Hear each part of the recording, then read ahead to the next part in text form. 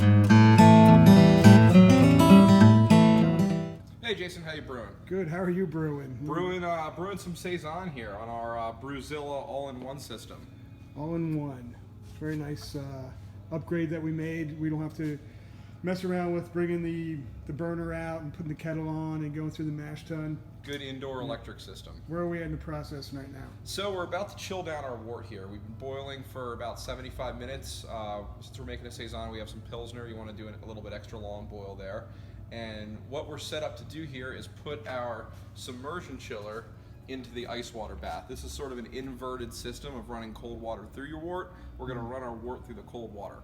So you can still put the cooling coil in the Brewzilla, but we like doing it this way.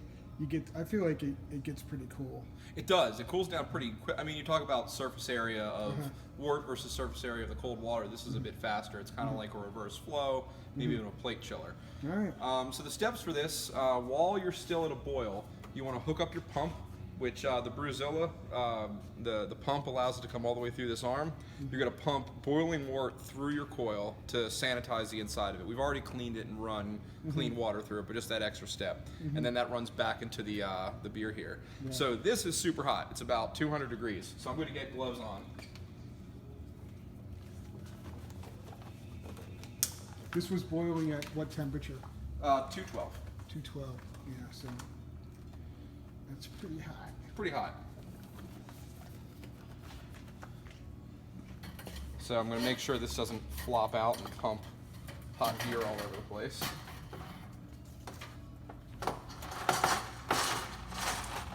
And then that's it. This is going to sit in there and cool down.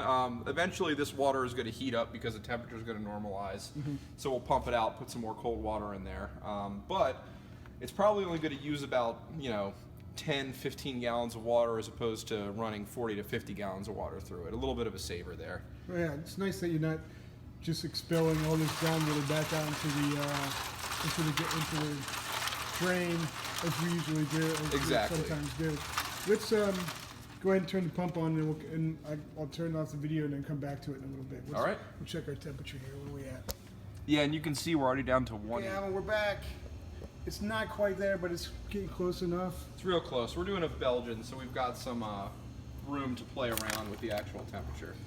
The initial ice melted really fast. That was really high. If you felt this incoming thing from the thing, it was hot. This one was a lot colder. But after that melted, we used some colder water and put some ice packs in there.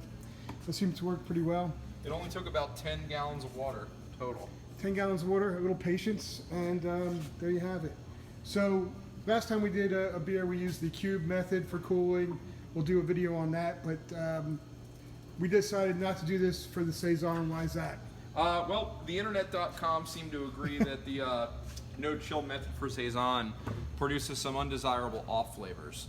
So we're going to go with a more traditional method of cooling down quickly, letting all that cold break material form and keeping some of the hop flavor intact. All right. We're not doing a video on transfer, but I just want to point something out. On one of our first videos, we got some heck from the internet because of this drop, and it seemed to aerate. Some viewers thought we were aerating the wort too much. I'm not aware that you can aerate the wort too much. This is the one part of the whole process where you want to have a lot of oxygen ready for all that yeast to use. Now, certainly when you're transferring from either a keg into a second, or from carboy into a secondary or into a keg, you don't want any oxidation or aeration. So that's one where you want to fill from the bottom. But here, aerate it. Get all the wort in there. Give it a really good shake. Make sure you've got a ton of fuel for that yeast because you want that to take off. Okay, sounds good. All right, thanks, Al. See you ya. later.